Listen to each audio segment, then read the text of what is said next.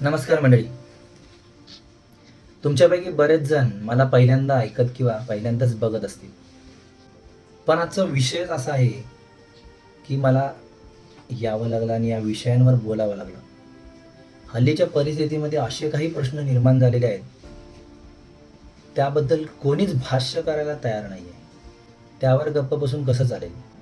आपण सोशल मीडियावर तासनतास वेळ वाया घालवतो, पण शेजारच्याशी बोलायला आपल्याला 2 मिनिटं किंवा 2 क्षण नाही आहेत. शिक्षण, वाढती महागाई, मानसिक ताणतणाव, बेरोजगारी, गरिबी, आणखी बलात्कार, सगळ्या समाजाचे आणि सगळ्या जनतेचे प्रश्न निर्माण झालेले आहेत. आणि याबद्दल मौन राहून कसं चालेल?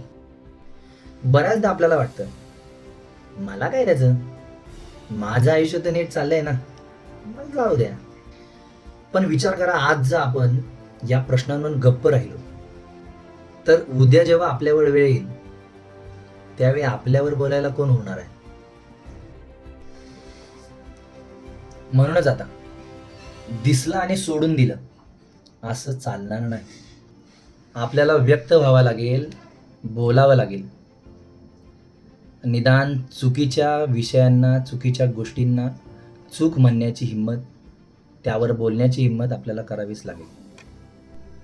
मित्रांनो, बदल हा एका रात्रीत होत नसतो, पण त्या बदलाची सुरुवात एका छोट्याशा पावलाने नक्कीच होऊ शकते. आणि आज मी माझी ती सुरुवात करतोय, व्यक्त होऊन.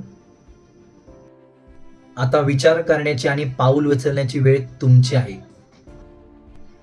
शेवटी इतकंच म्हणेल, शांत राहणे हा कधी कधी समजूतदारपणा असू शकतो, पण अन्याय आणि चुकीच्या गोष्टीवर शांत राहणे ही आपली कमजोरी बनू शकते. आज जर आपण आपलेच प्रश्न जर मांडले नाहीत, तर येणारी पुढची पिढी आपल्याला कधीच माफ करणार नाही. चला, ही गप्प बसण्याची मालिका इथेच तोडू. तुमचे विचार मला कमेंट बॉक्समध्ये नक्की कळवा.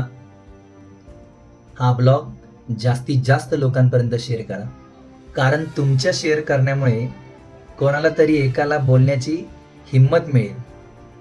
काळजी घ्या, सुरक्षित राहा. जय हिंद, जय महाराष्ट्र.